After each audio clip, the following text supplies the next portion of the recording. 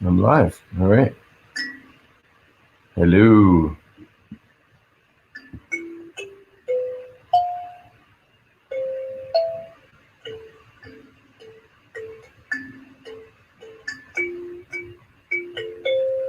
We were in the wrong room, or many were. Wrong link.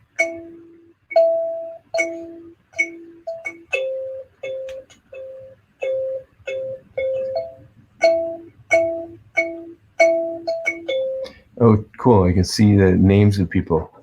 I can see...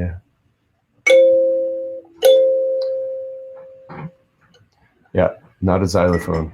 Hey, Adam. Are you recovered yet, Adam?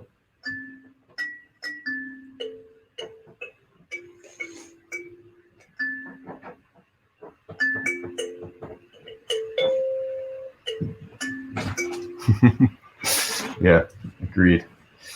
Hey, Dar, go bring my electric guitar. No, just kidding. Just kidding.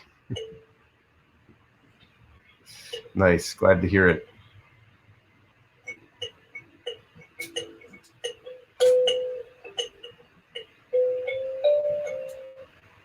Yeah, you want that, Simon?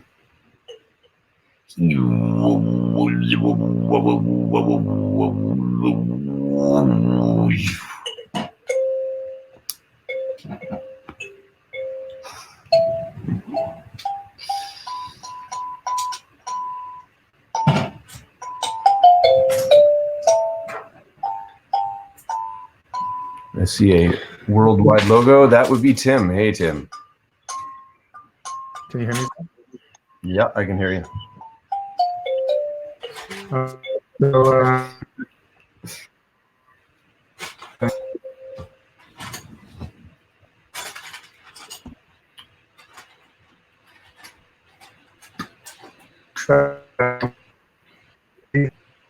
Tim is breaking up a bit.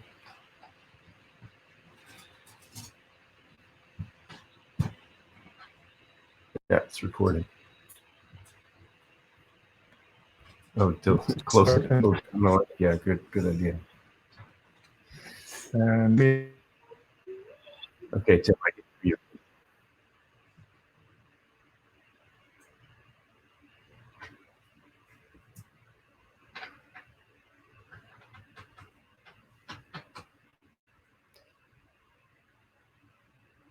you. Am I coming through clearly? Can everyone hear my voice without interruption?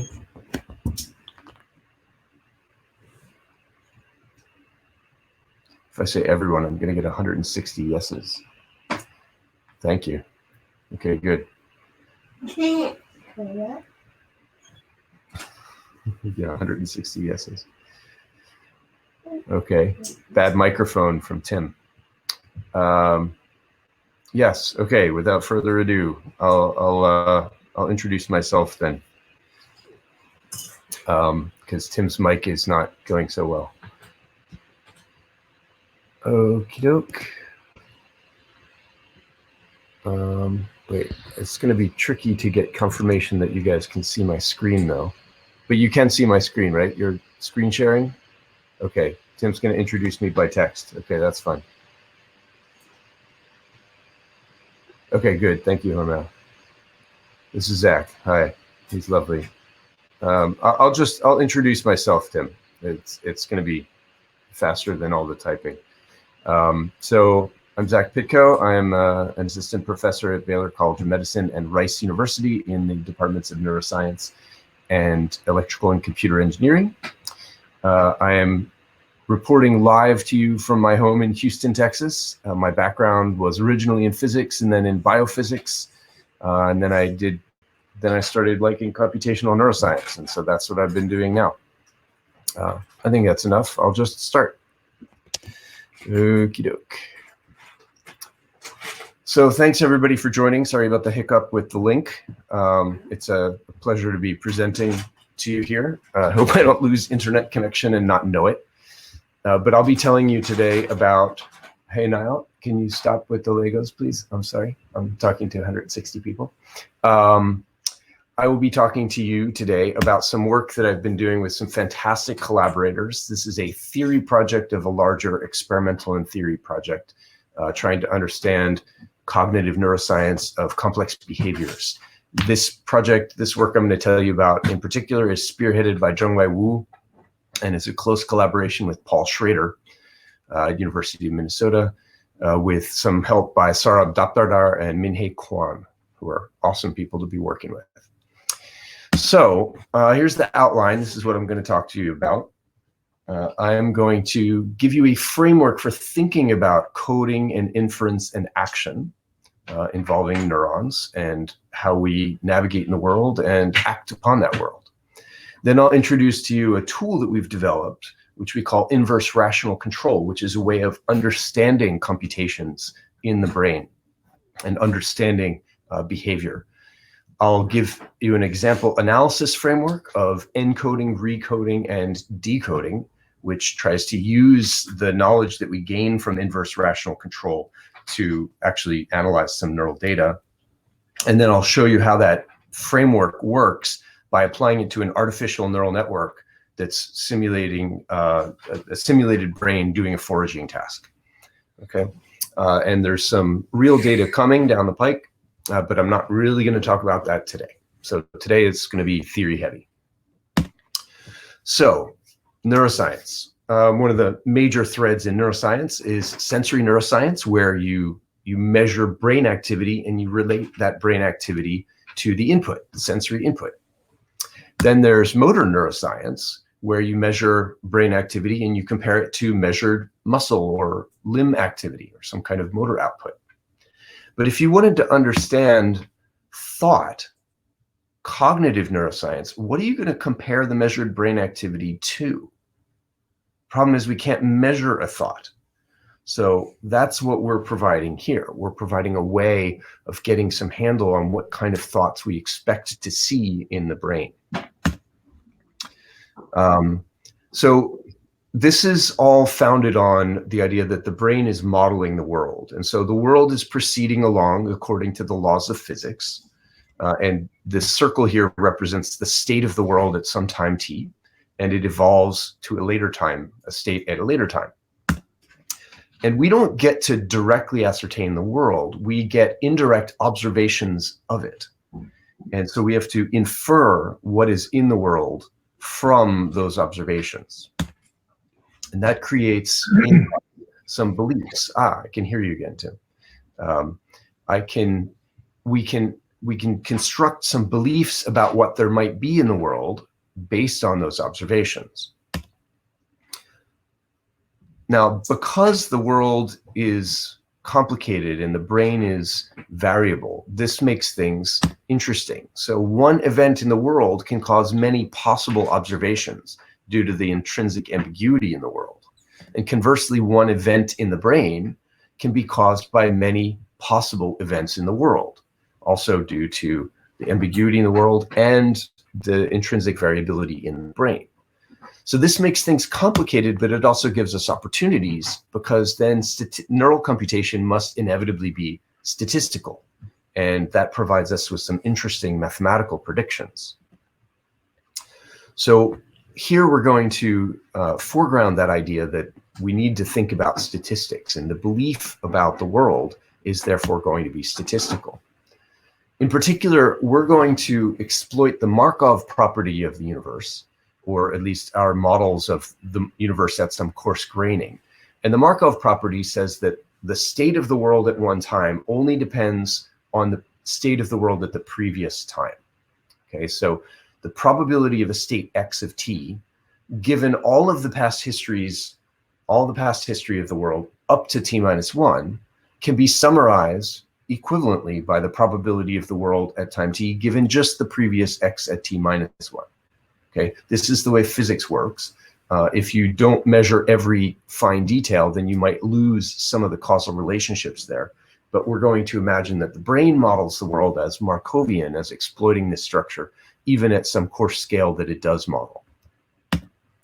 Now, the observations that we get are probabilistic. and at least the ones in the brain, you get some probability of observing some thing, some sensory input, given the state of the world. And that's what we get. Then the belief of the world, we're going to model that as the posterior over what is in the world, given all of the observations. So this is just a hidden Markov model. The probability at x of t is the likelihood which you get from the observation given the state, and the prior, which is yesterday's posterior pushed through the dynamics that you know. So you have some old posterior p of x at t minus 1 given the past history. You know what things happen. You have a mental model with this gray underline here. Can you see my cursor, by the way? The gray underline is how the past moves to the future.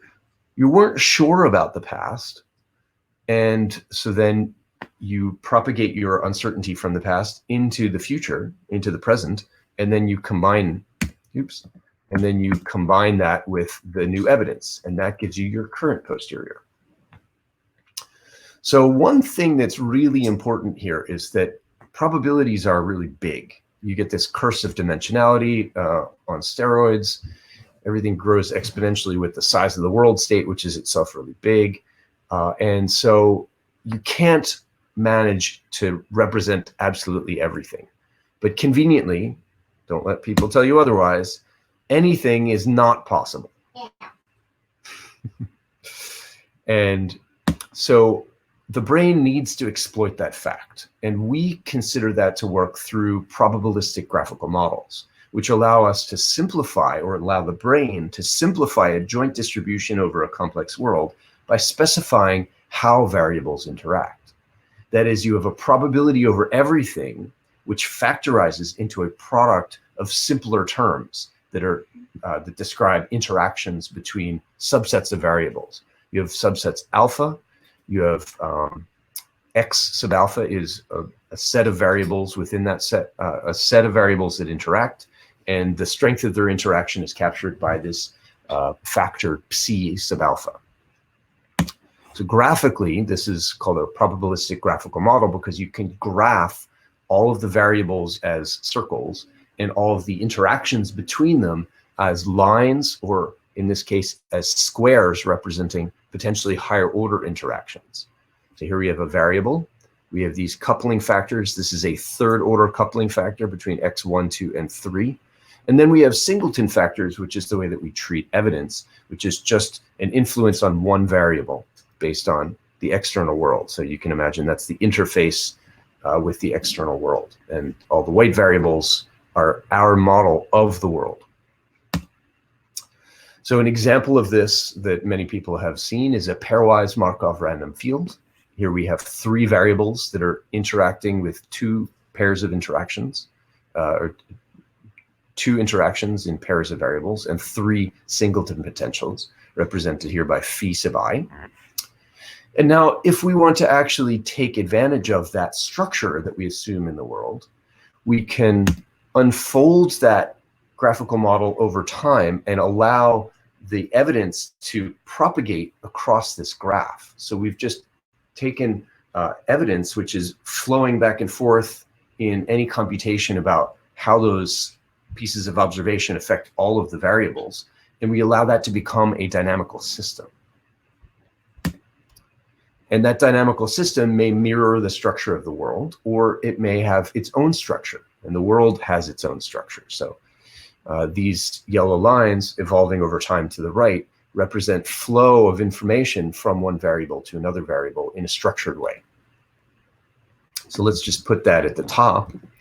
And now this is kind of an unfolding of what we think the world state would be, which then gives us a similar structure in our beliefs about the world. Now the observations come down, and instead of just going to a single variable, we can imagine that those different observations go to different beliefs. Now, the world dynamics are stochastic, and that means that we have to account for uncertainty, plus the fact that the observations are uncertain. So we need to represent uncertainty in our beliefs. And that means that we don't have the capacity to represent every variable in the world with an equal number of variables in the brain, we need at least 2 per variable, one for our best guess and one for our uncertainty about that guess. Now, we know that people actually use uncertainty in their decisions. And one example that I like to give for this is catching fireflies. I don't know how many of you catch fireflies in Oxford or around the world, but I grew up catching fireflies in my hometown. And fireflies, you have this little bug that its abdomen flashes fluorescent yellow for a brief, like a second or two, and then it turns off again. And these usually come out at dusk or in early night. And so if they're off, you can't really see them. It's a great pastime of kids to go catch fireflies, and they're really slow. But the problem is it's hard to catch them when they're off. You can easily see them when they're on. And so what's the strategy? The strategy is not to run to the place that you saw the last flash and stand there, because half the time that means the firefly is behind you and you won't be able to see it. So instead, you take into account that you have some uncertainty of where it is and back up and make sure that you can view that uncertainty window. So you'll actually stop before you get to your best guess about the target, and then that allows you to collect more information when you're at an arm's reach away.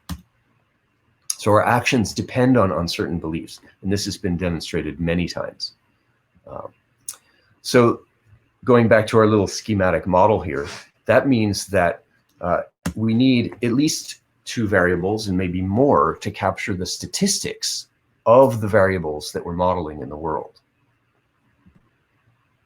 The world is also nonlinear, so the dynamics are complicated in that way too, which means that the updates of our variables from one time to another are necessarily nonlinear as well. At least you need to embed in some kind of nonlinear space so that you can then operate, like the Koopman operator. So here we imagine that the way that you want to transform from your estimates or your beliefs at one time to your beliefs at the next time is through a series, potentially a series of nonlinear steps. And you might want a series of steps rather than one step if the step itself is complicated and is easier to express using simpler nonlinear functions that get composed. So we can just fill out the time series here with a whole bunch of nonlinear steps. Now, we imagine that this is the brain doing this, and instead of just having dedicated neurons, like grandmother neurons, to single aspects of a belief, all of that information about the world is multiplexed. And so we have a whole stack of neurons that are all interacting with each other. And collectively, in this distributed sense, they represent information about those beliefs. And the beliefs themselves are not even really there. This is our interpretation of the neural activity. So that now the observations are coming in directly to some neurons. And those neurons are just interpreted as one of these blue circles. And it's really just the neurons that are interacting with each other over time. And so now we have this interpretation. Similarly, okay, and now this is a crucial additional part that we have to consider, the brain acts. The brain acts upon the world. And we model that as acting based on our beliefs.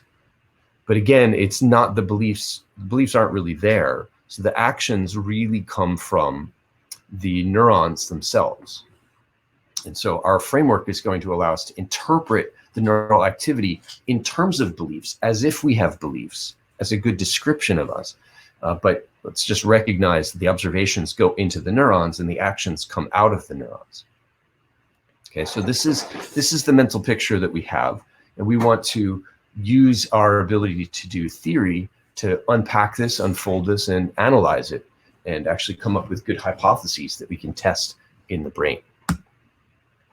So we're going to compress that back into this schematic of how we imagine the world is working, and we can summarize all of that by saying that we have latent variables that are distributed across neurons, latent variables that are our beliefs about the world. And those distributed neurons perform implicit inference over those beliefs and select actions through the nonlinear dynamics of the neurons, in particular nonlinear dynamics acting on the statistics that those neurons represent, the statistics about the world. Okay, so this is kind of a statement, a condensed statement of our hypothesis about how the brain is working. Now, I mentioned that the brain is matched to the world, and this has been a really fruitful hypothesis to take. And a lot of people have been theorizing about this match. In particular, that the brain is well matched to the world, that it actually has a very good model. And this notion of optimality has given us benchmarks to test against behavior, to test against neural computation. The problem is, what if the agent is wrong? That it's not quite matched to the world. Maybe it's generally matched to the world, but not in all the details, or it gets some things really wrong. How are we going to understand the brain then if we don't have this convenient benchmark of optimality to base things on? It's like, say you can either do the best thing possible or not the best thing. It's like dividing the universe into bananas and not bananas. There's a lot more not bananas than bananas. So there are many ways to be wrong. What kind of guidance can we possibly get? So here we introduce a kind of structured suboptimality, which we're going to call rational but not optimal. So let me just illustrate to you, and this is going to be funny because I get absolutely zero feedback about what you're seeing with this demo. Give you an example of interesting suboptimal behavior. Okay, so here we go. Steering wheel of a car. Imagine many of you drive. I want you to imagine driving down a highway with 2 lanes in each direction, okay? And you're in the right, well, okay, most of you are in Britain, or I saw some in India. You're driving in the left, you're on the left side of the road, and you're driving your car, and you want to switch from the left lane to the next lane over to your right, okay, to pass somebody who's going too slow. I want you, in the comfort of your own living room or home, wherever you are, to hold the steering wheel in your hands, close your eyes, and make the steering wheel movements that you would make to change lanes, okay? From the left lane to the right lane. Ready? Close your eyes. Ready? Go. Okay, did you do it? I'll bet all of you are dead. Okay, I didn't see any of this. Usually I can see some hand movements. Here I can't see anything. But what everybody that I've seen has done, except for 2 people, has been to turn the steering wheel like this and then to straighten it out. And what does that do? That rotates your car. Now you're moving at an angle across traffic and you straighten it out. So you keep that angle. So now you're going diagonally right into the opposing traffic and you smash. Or maybe you get lucky and you miss everybody and you run off the road that way. What do you have to do? You have to turn and then turn back. You have to make an S turn to change lanes. But nobody knows that. Why don't people know that? We drive all the time. Why don't we know that? We don't know that because we don't have to know that. We usually drive with our eyes open. So if anybody got that right, what are you practicing? And so when we drive with our eyes open, we get immediate feedback about what we have to do. We see that we're drifting, we're going to stop drifting. We get this loop. So if you want to expose the model of how an animal performs a task and what its mental model of the world is, you need to take away the evidence that they use to update their beliefs about the world. So that's the kind of task that we think is important for actually revealing things. Now, if that's in fact the case, and we have a good task like that, how can we use the actions of the animal to say something about what its internal model is? Okay, here we see that the steering, your model of the steering, is very different than what you thought it should be, or what you thought it was. So going back to that framework and kind of putting it in the context of the math that we're going to use here, we're going to appeal to a reinforcement learning framework where the brain has some beliefs about the world based on an internal model, and those beliefs have a value associated with them because the animal has a goal, things it's trying to achieve. And the way that it assesses the the beliefs about the world is by constructing some estimate. Oh, this state is good, this state is bad. I want to get to that state, want to avoid this state. And so the values dictate the actions that we should take, which then affect the world state, S, which go back and give us new observations to update our model and give us rewards or costs, induce costs about that world. So our goal here, the putative goal of this agent, is to maximize the total expected future reward with some possible temporal discount under some internal model of the world. And we would like to know, what is that internal model and what are the subjective rewards and costs? So we're going to do that by modeling behavior, taking careful measurements of the behavior and doing some math, and model the behavior as optimal control, but with the wrong model, with the wrong parameters, okay, and sometimes the wrong structure. This is related to some other work on inverse reinforcement learning, or Bayesian theory of mind, which says we can make a mental model of somebody else's mind. And here there are different pieces in the literature that do deterministic control, like fully observed worlds, or they infer the subjective value, or they infer the dynamics. And we do all of this. We infer the subjective rewards, we infer the dynamics of the brain, and in a partially observable world. So that's the work that I'm telling you about now. How do we do it? Well, we start with the formalism of Markov decision processes. Okay, so I already talked about a Markov chain, which is when you think that the world or the process is Markovian. But here, when you add the word decision, then you're making decisions, a sequence of decisions in a Markov world. And the goal is to maximize the future rewards, total expected future rewards. Now, the current world state in a Markov decision process, or an MDP, is observable. The future is unknown. You don't know what will happen, but you know what happens right now. You know what is there. And so in order to construct an estimate for the value of the current state that allows you to act and make good decisions, you need to know the dynamics or transitions in the world. You need to know the rewards that you hold for the world. And you can use that to construct a policy, which is basically just the probability of choosing different actions, or the actions that you choose, as a function of your current world state.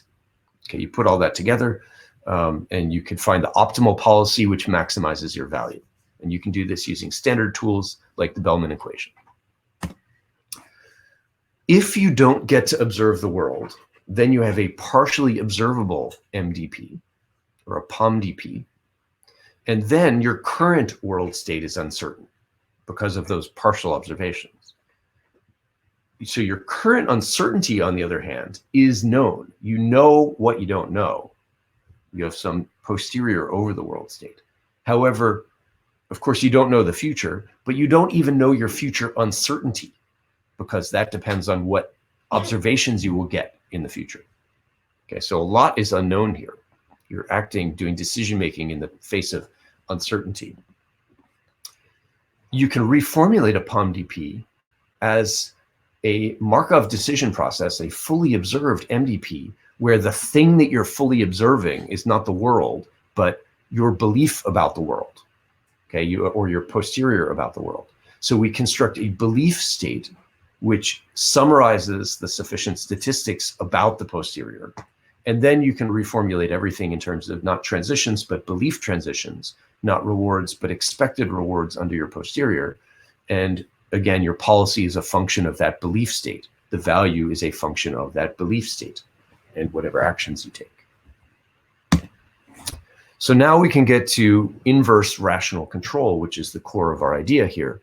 We assume a rational agent with wrong assumptions. Okay, it's allowed to have the wrong assumptions about the world.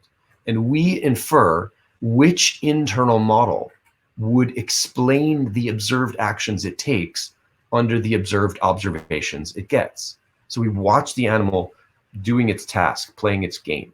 We see what it sees, we see what it does, and then we estimate the internal model, and the dynamic latent beliefs over time. So this is the best explanation of its behavior, and that implies a time series of beliefs, which is our way of measuring thoughts. This then gives us a great handle into the brain, looking for neural correlates of those thoughts and neural mechanisms for implementing the computational dynamics that create those thoughts and act upon them.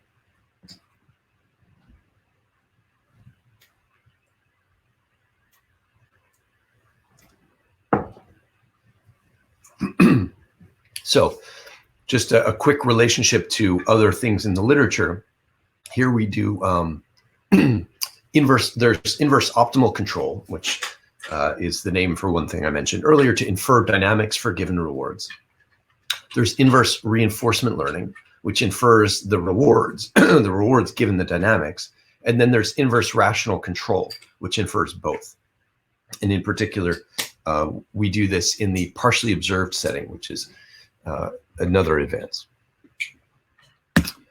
Okay, so if we go back to the graphical model that I showed you before, we can write that down for a partially observed Markov decision process, right? Which is this structure that we saw before, where you have the world state giving observations that bounce down to beliefs and then generate actions which go and affect the world state, kind of zigzagging back and forth here. And the way that I've colored these nodes, in addition to the color, if they're filled in, they are observable, and if they're empty, then they are latent. So for an agent that's acting in the world is latent. It only gets those observations. And it knows its own observations and actions and beliefs. Now we're going to flip this around and imagine that the agent is a POMDP, is following a POMDP. And for us as experimenters, now we change what is observable and what is latent. So now the world state is observable. We construct this task that the animal is doing. We observe the sensory data. We observe the animal's actions, but we do not observe the beliefs of the animals.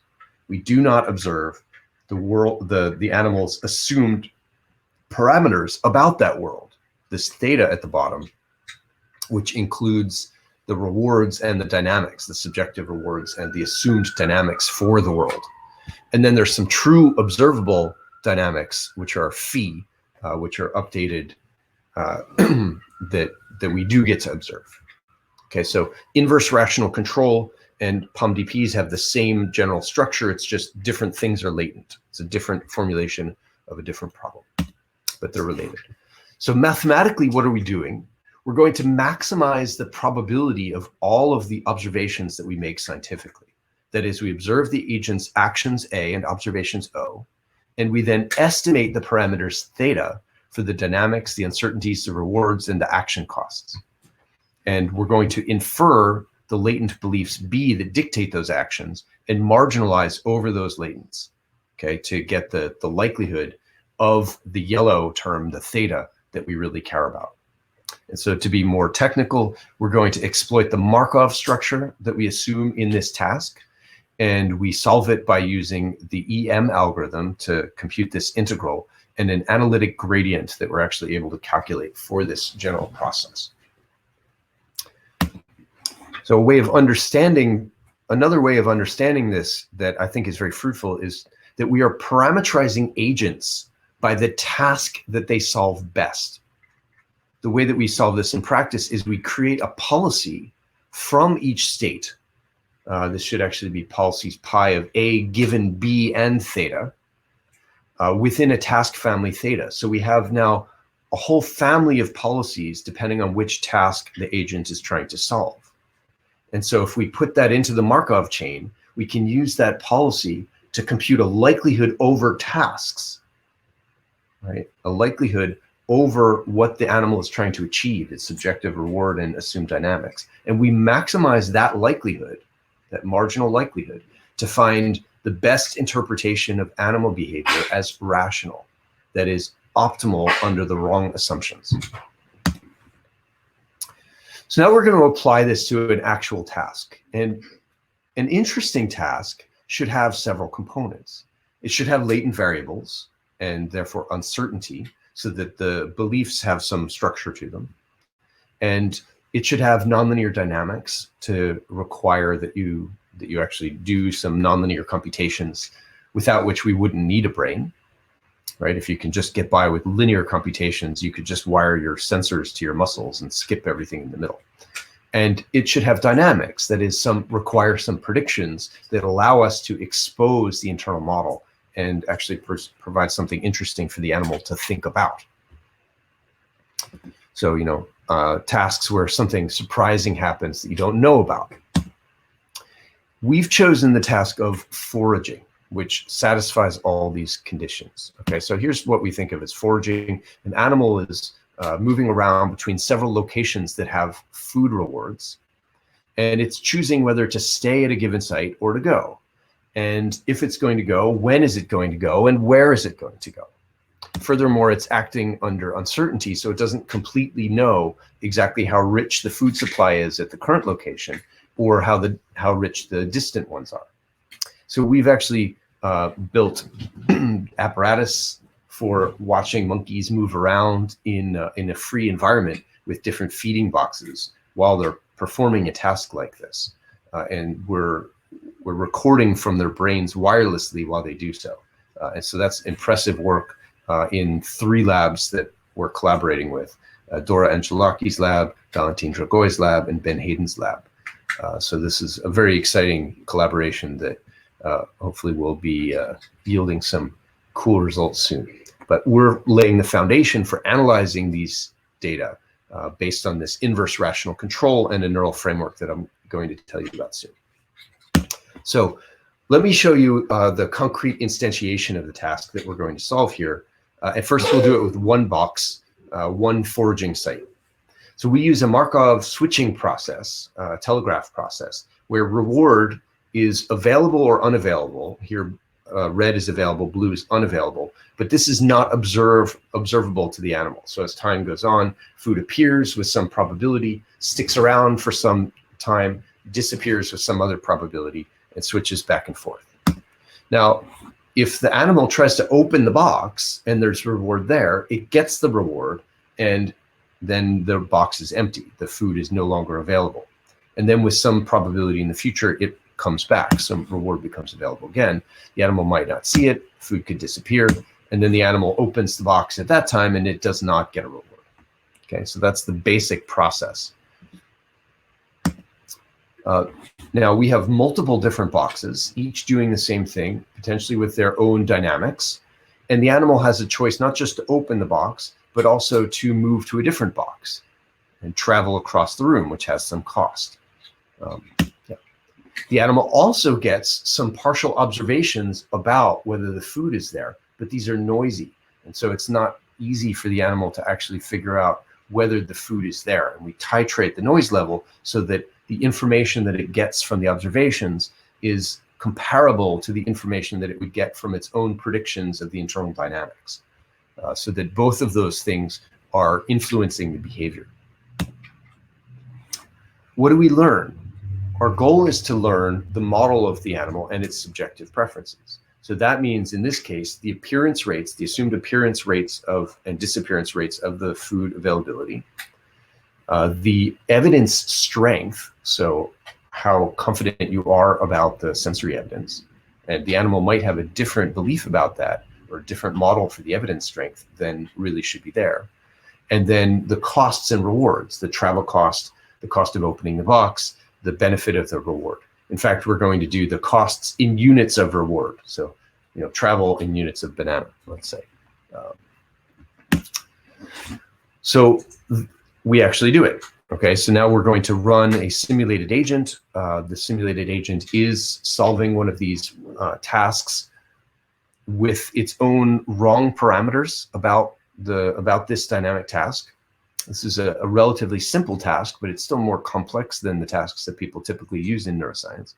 And I'm showing you the log likelihood contour plot to show you that, yes, in fact, we can ascend in this multidimensional parameter space to get to the most likely value of that explains the actions and observations, the actions in response to those observations. And what does that do? Well, that also reproduces the different statistics of the actions, the fraction of time that the animal does different kinds of things, the fraction of time that it observes the actions. Yeah, so these are the parameters actually of what the animal thinks in red and what we estimate about the animal in blue. And so when we actually run that internal model that we inferred using inverse rational control, we can then compare that in a simulated agent to the ground truth. In this case, we have the belief of an animal in blue. This is not an animal, this is a simulated animal. The belief of an animal in blue, which is zigzagging back and forth here, and it's getting this evidence on the top, and it's taking the actions given by the triangles here, which are rewarded or not rewarded according to the color of the triangle. And the grayscale behind that is the posterior over the beliefs. That is our probability of the animal's probability as a function of time. And so you can see that the grayscale lines up quite nicely with the animal's actual beliefs here. And in the bottom, you can see the joint distribution of the actual belief and the average of the estimated beliefs, the average posterior over the estimated beliefs. And there's nice agreement here.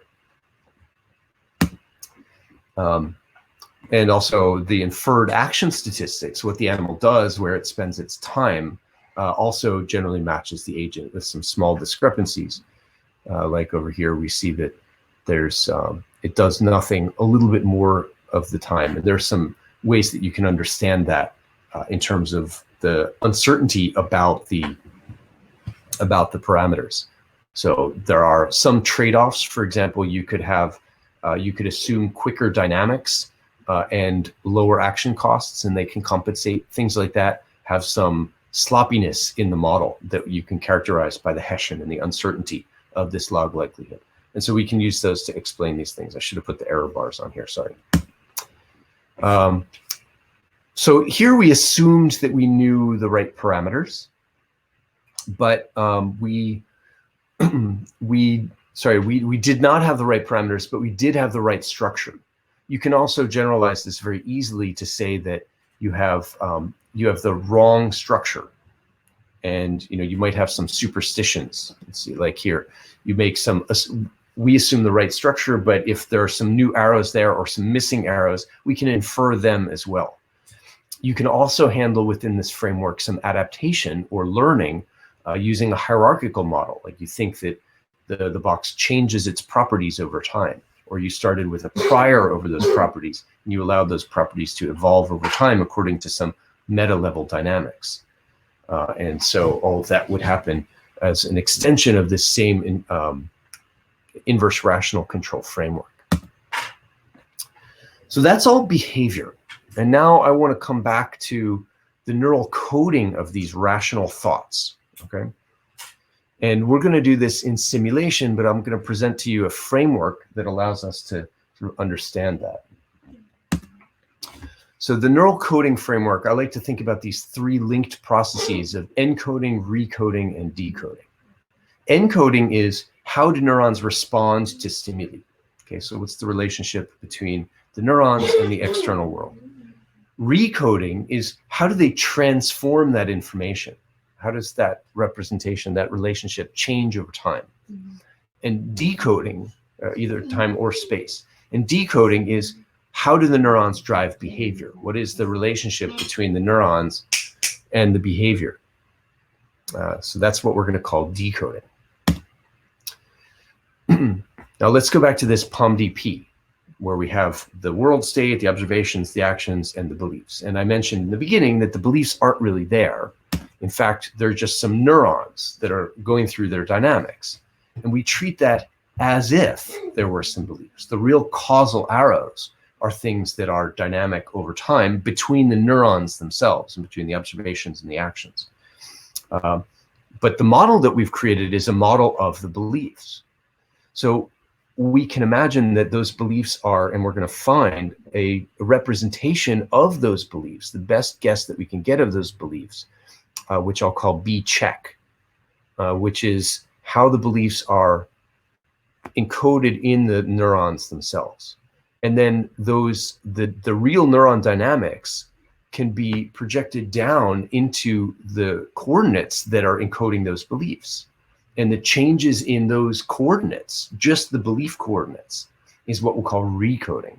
And then decoding is the mapping from those belief coordinates of the neurons up to the actions.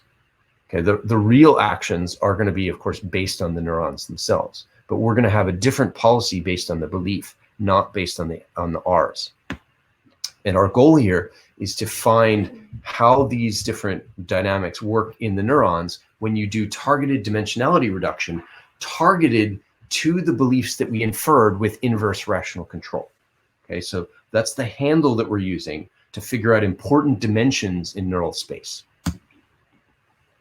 And this allows us to do some hypothesis tests of whether that model is a good description of the computational dynamics of the brain. So we start with the neurons and the beliefs from the behavioral model, from this inverse rational control. So that's B hat. That's our estimate of the animal's beliefs. Okay, and so I'm going to use an estimate from behavior with a hat, B hat here, and an estimate based on the neurons as an upside down hat or a check. Okay, so we can now use some kind of encoding model like linear regression or something more complicated if you want to find out what aspect of the neurons are encoding those B hats. And then we can cross-validate and say, okay, now we're going to look at some new data, which is B check, some data that we're not looking at the B hats for the fit. So this is B checks on fresh data. And so that's all fit. We can evaluate the quality of the fit with cross-validation.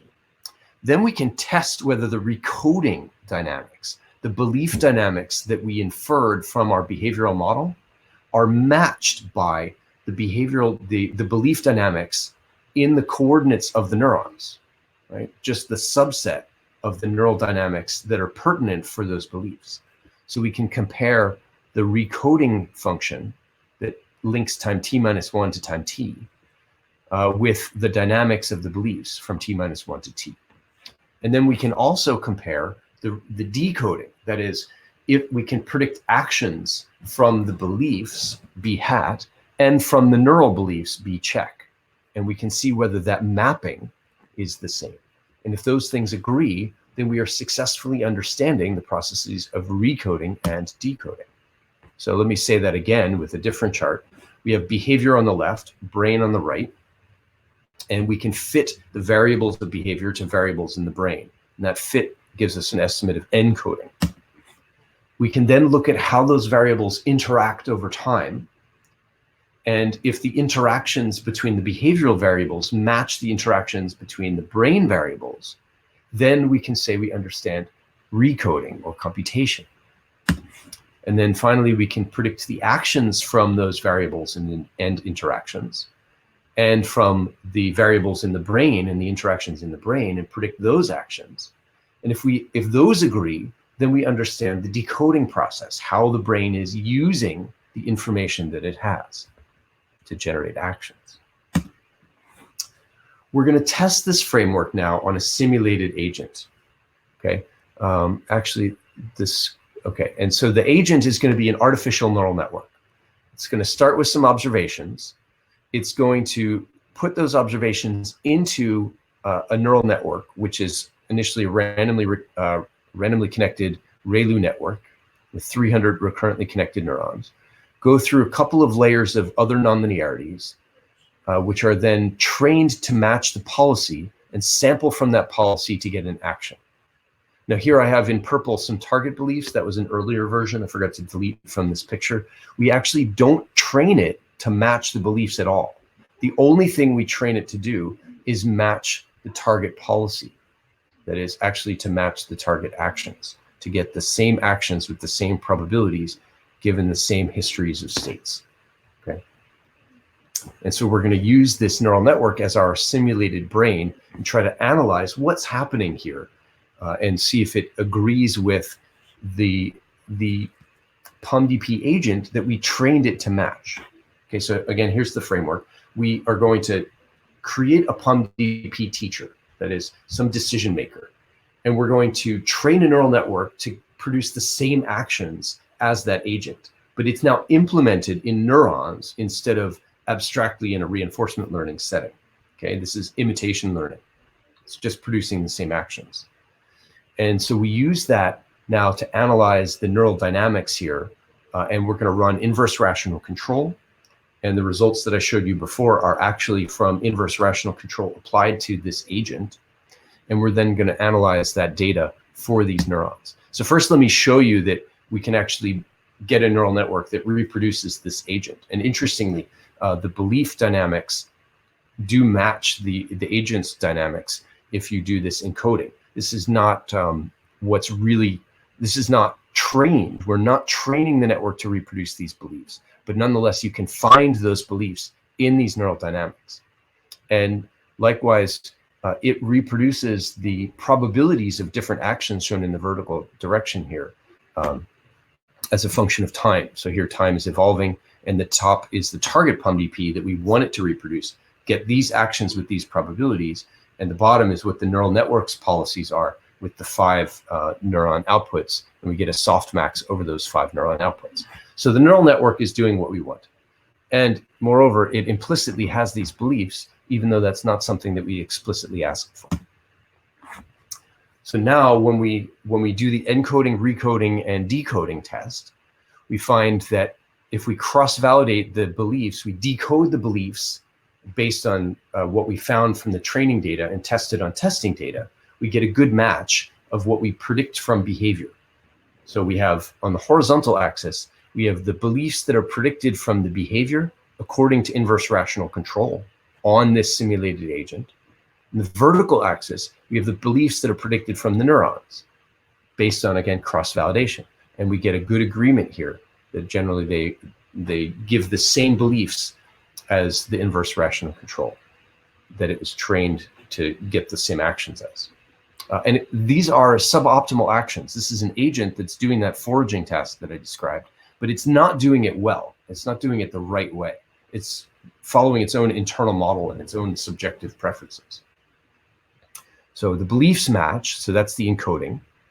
The recoding also matches. So if we look at the changes in beliefs, the dynamics of beliefs that are predicted from the behavior, and compare that to the dynamics of the beliefs predicted from the neurons, those also match. And it's not just driven by the observations, because you get an agreement even conditioning on different observations. So the recoding has good agreement.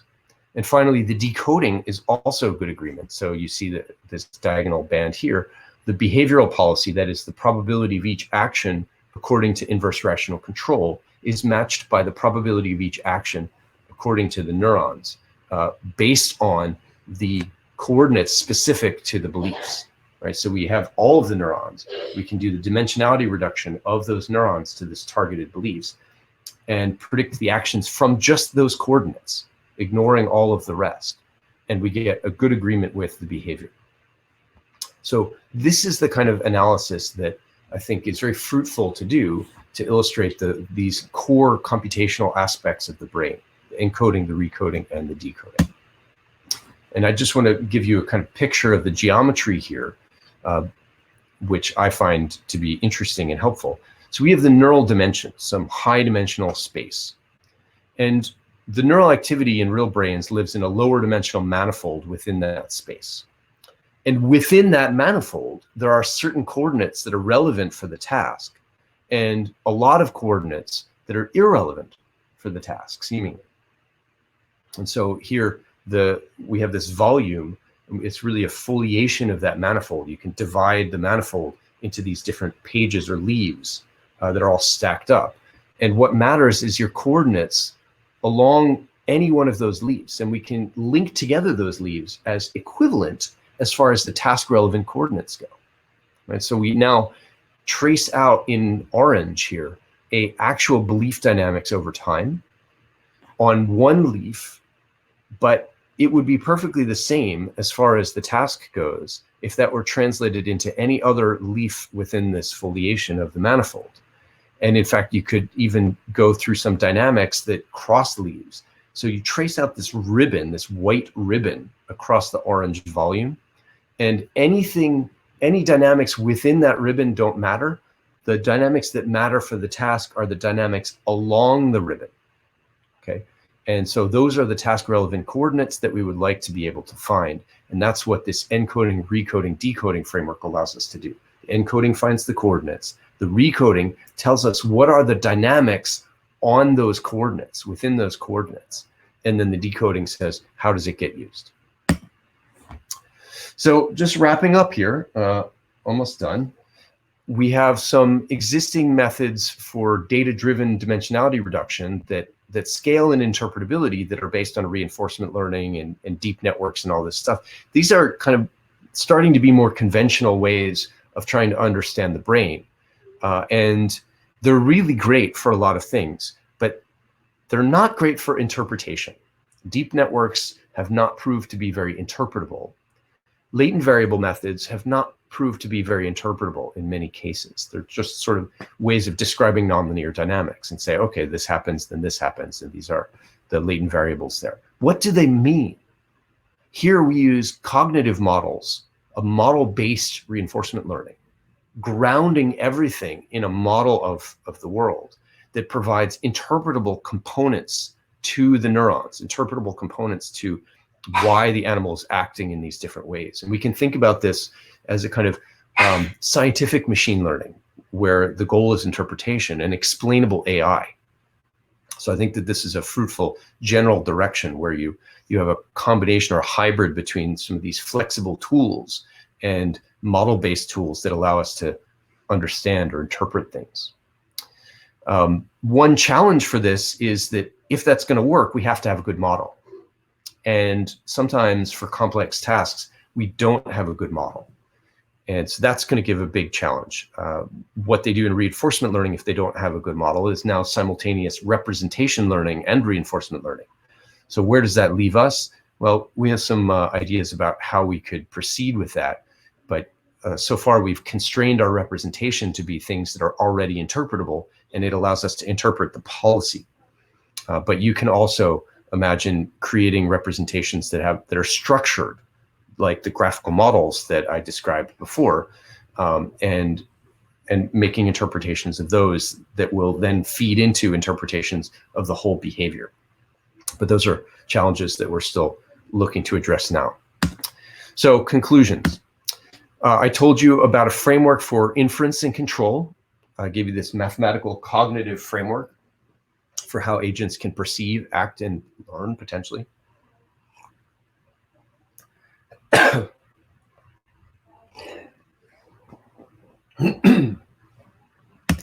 I gave you a coding framework to understand how meaningful latent variables can be distributed across neurons, perform implicit inference, and select actions through the nonlinear dynamics in the brain. And a tool that allowed us to infer the model, the internal model, and latent beliefs using behavior. So that's something that's going to be very fruitful. We applied it to simulated behavioral tasks in a simulated agent, and we saw that worked well. And we're now applying that to data from real brains. And so we see some tantalizing hints that these subjective beliefs are actually meaningful and better represented than the true reward probabilities in these corresponding tasks. But that's a story for another day. So once again, I want to thank my awesome collaborators on this work, especially Paul and Zhongwei, and also Saurabh and Minhei. And that's all we have for the main story. So thanks for your attention, and I will stop screen sharing.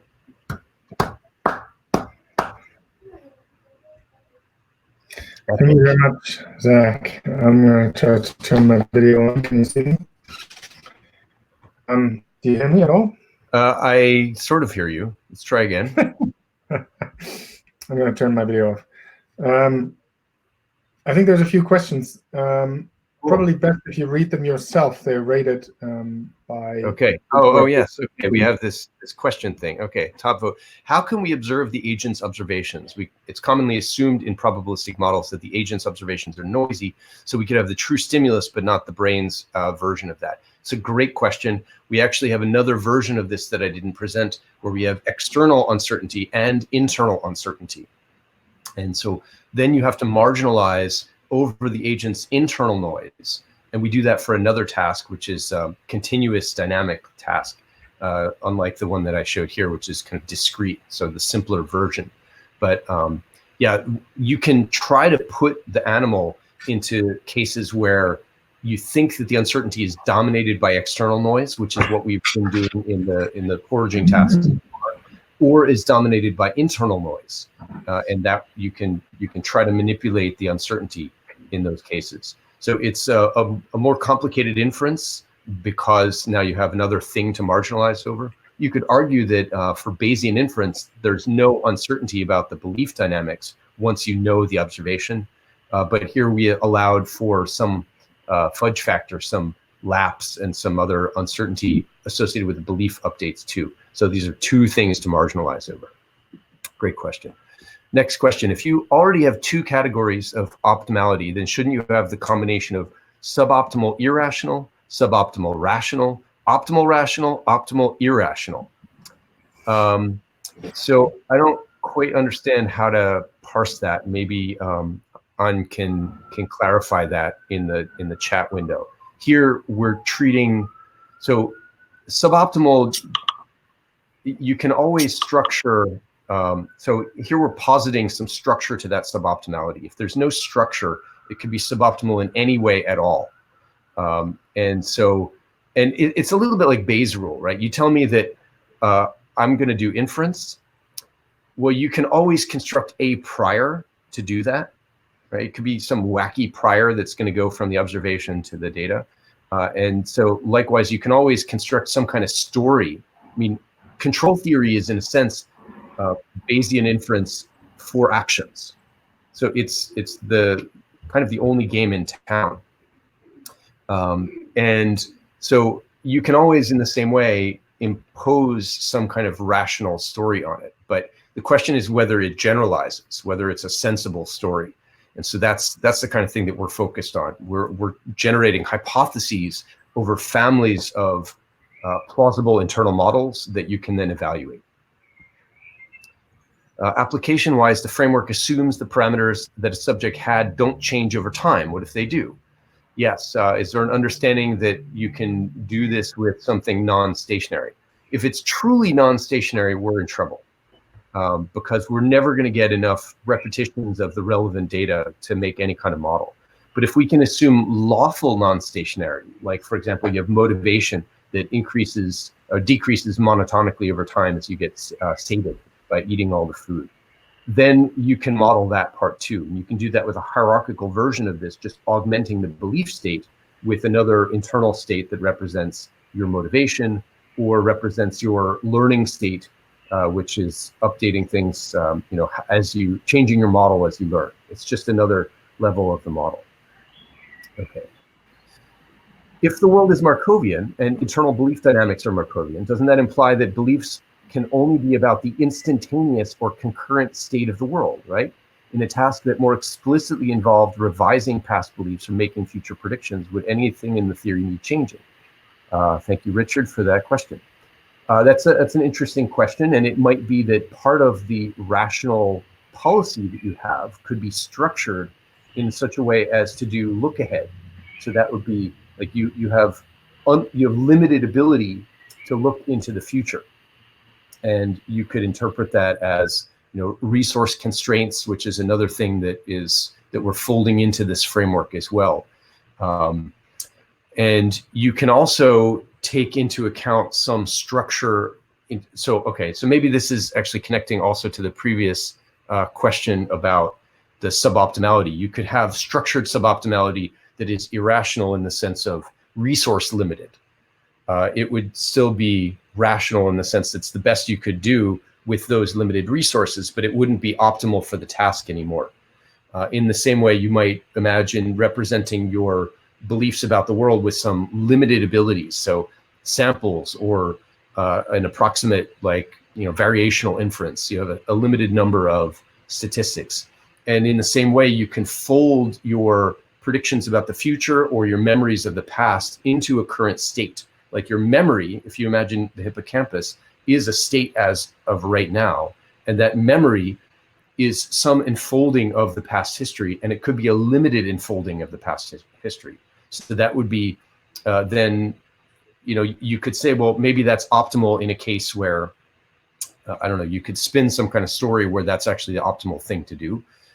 Or you could say, well, it's more parsimonious to talk about that as just a resource constraint on your memory, or a resource constraint on your ability to represent a value function or policy that goes into the future world.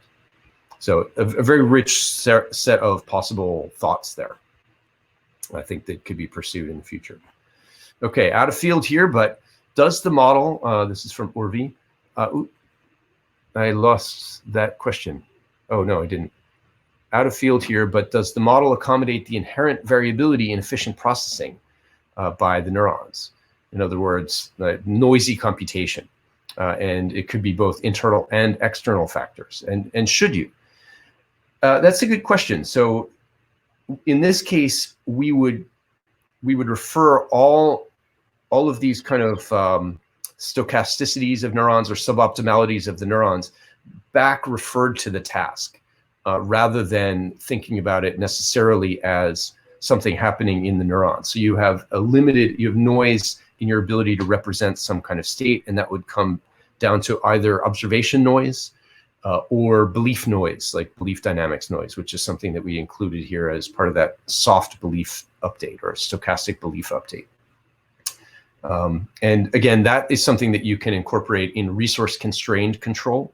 So you have a cost, you might want some computational cost for making really good actions, and you just allow yourself some stochasticity. It could be that you have some stochasticity because of some of these non-stationarities that you're talking about. And you could say the best thing under my constraints is to actually be stochastic and do some exploration. So, for example, you're dropped down into a long hallway and there's an exit door, but you don't know where. You don't know whether to go left or right. You could do a kind of deterministic model, which has, go left for a step and then right 2 steps and then left 4 steps and go back and forth to gradually go farther and farther. But that requires a memory. And so if you just do a random walk, you can save yourself the memory and potentially within that constraint accommodate something that requires more complexity to do deterministically without intrinsic variability. So, okay. It looks like to perform all these complicated fits, one needs a lot of data. Is it indeed possible to collect such amounts of data to make the fits robust? Thank you, Dimitri. Yeah, we actually analyze the uncertainty associated with this. It depends on the complexity of the model. As the model gets more complex, you need more data. But for the kind of models that we presented here today, it wasn't so complicated. You didn't need that much that much data. Then I think we needed something like 200 actions to perform the fits as well as we did. If there's model mismatch, then you're going to need some more data, and you're never going to get it perfect. But yeah, I think that this is definitely feasible with the amount of data that we have here.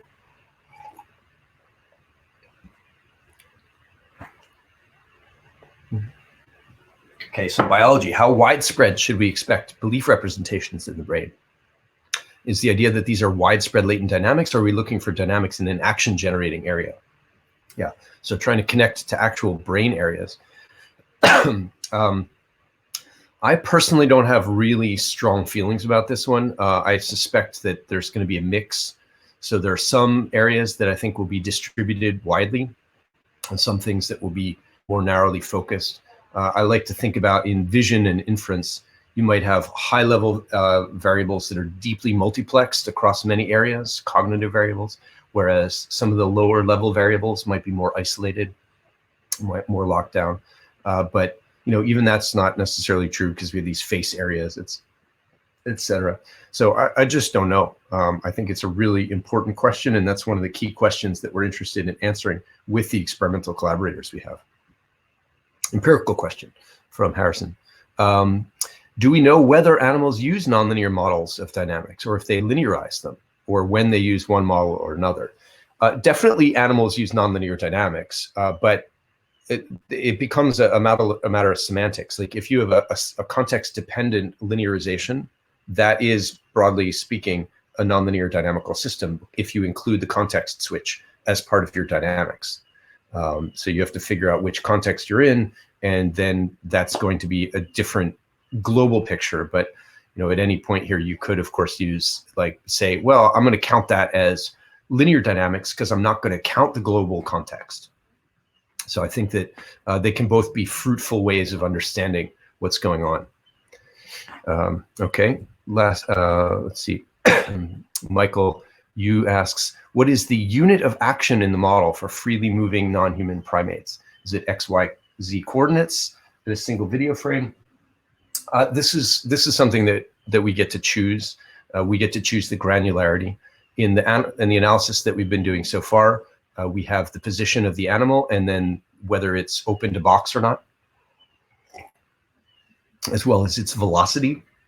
But we're recording from lots more stuff. So we now actually have the ability to, a lot of these modern tools in pose recognition are giving us body position, hand position, direction of head looking. And we actually have wireless, Valentine's lab and I think Ben's lab, too, maybe just Valentine. Yeah, Valentine's lab definitely has wireless eye tracking. So we have head direction and eye direction. So that's something that we're really interested in using. But you can also coarse grain, which is something that's very natural for an analysis. So at some point you want to do, like the more rich the dynamics of the body, the more complex the explanations you want to get. So we're going to start doing that. We're starting to do this by sort of coarse graining and saying, well, they're at box 1, they're at box 2, they're in the middle, they're grooming. That's sort of all that we're going to use there. But lots of interesting stuff to go further. Does the monkey have to close the box each time? No, it's just a button. Pushes the button, food plops out in the pellet. Yeah. And there was a question that just disappeared that I didn't get to read, but that looks like all the questions that we have.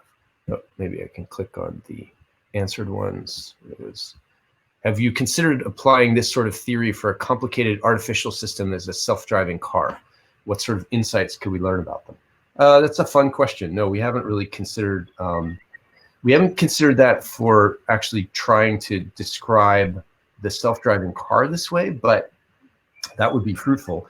An application that we have thought about in the context of a self-driving car is if the self-driving car would have an algorithm like this, an inverse rational control for modeling the agents around it, that would be very useful as saying, like, what is this pedestrian going to do? What does the pedestrian think? Does it think I'm going to stop or does it think I'm going to crash? And so we do that all the time when we're driving. And correspondingly, we think that that's really important for actually social navigation in these complex places. And so if we don't do that, we're going to run into problems like, two people trying to pass each other. Okay, last question from Homero. Can I elaborate a bit more on how explainable we made the neural network? I didn't understand exactly how you'd be able to match a neuron or a group of neurons with what happens in the POMDP. So the simplest way of understanding this would be with linear regression.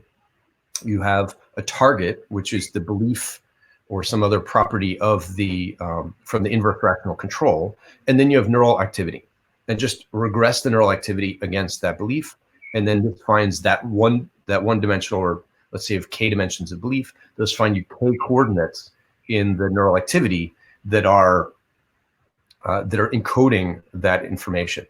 And when the encoding is becomes more complicated, you might need a nonlinear function to represent or extract those beliefs, but it's still just kind of a form of regression.